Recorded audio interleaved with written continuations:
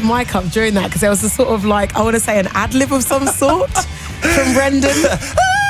Yeah. Love that. Why don't we just create a remix and sell it right now? Remix. Hello, love. Hey, how are you? I'm really well. I'm so happy to see you. So glad to see you. And I'm also glad that you're wearing the Lemonade sweatshirt. That makes me the happiest. Listen, you have no idea. It's let's so talk about it. I mean, I've been speaking about it for ages, but last time you were in the Live Lounge, you were wearing this piece of Beyonce merchandise, which I was gutted that I didn't buy when I went to the Formation tour. Yeah. And you literally took the sweatshirt off your back and gave it to me. So I thought I had to wear it. Well, you were so excited. I felt it would have been a disservice not to give you that sweatshirt. You know, it was great. Yeah. And I'm very happy to be wearing it. So it's lovely to see you. Yeah, you too. Let's talk about everything that's been going on in like the past 48 hours, because you have a habit of doing big shows and then squeezing in time to see us at the Live Lounge. Because last time you were here, you guys had just done Alexandra Palace. You did a massive gig there. Yeah. And now you're with us in Swansea. So let's talk about that. Oh, it was phenomenal. That was my first time in Wales, I believe, for a festival.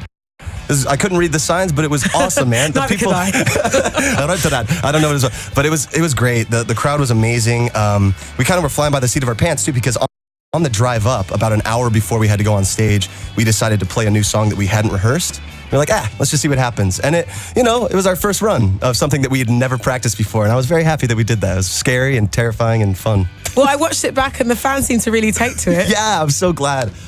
They saved us a little bit. But I think that's the great thing, isn't it, about being an artist? You can road test things on your ride or die fans. That's true. And they'll really tell you the truth, won't they? Oh, yeah. That's the most honest reaction you'll get is when you play a new song for the first time live. They will tell you exactly what they think. And it seemed that they liked it a lot. Yeah, it worked out really well. But look, how excited are you about the new record? Because it's out in about a month or so? Yeah, a little less than a month. I am so excited. I've been, that's just how it goes. Every time you have this thing, and I've been sitting on it for like 8 months, just waiting for people to hear this thing, and finally it's going to be out in less than a month. Like, once it is, then all the air just clears, and I feel less stressed, less pressure, and then the tour happens, and it's going to be so crazy. But look, there's still definitely a lot of love out there for the band. Your fans are so loyal. Yeah. Like, every time we play any of your tunes, you'll see like different kind of cross-section of people being like, yeah, I love Panic, why? But how have you noticed your fans have changed over the years? Because, so much new stuff influences your sound, because obviously you being in the theatre, darling. Absolutely. Let's talk about you doing Broadway, Kinky Boots. Has that influenced the new record? Absolutely, it did. I wrote a song about it, basically. It's called Roaring 20s.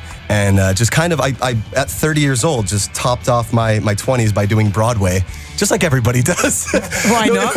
It was so intense. I almost canceled the day before I flew out for it because I was having these anxiety attacks. I called my manager, Scott. I was like, dude, am I supposed to go? He's like, yeah, it's too late to back out. And that freaked me out more. Finally, he talked me off the ledge, and I shut up, and I was so glad I did. It was the most challenging thing I'd ever done to that point, but the most rewarding, because I was so freaked out and didn't know what to expect. And then at the end of every show, I just felt so elated to be there. It was great.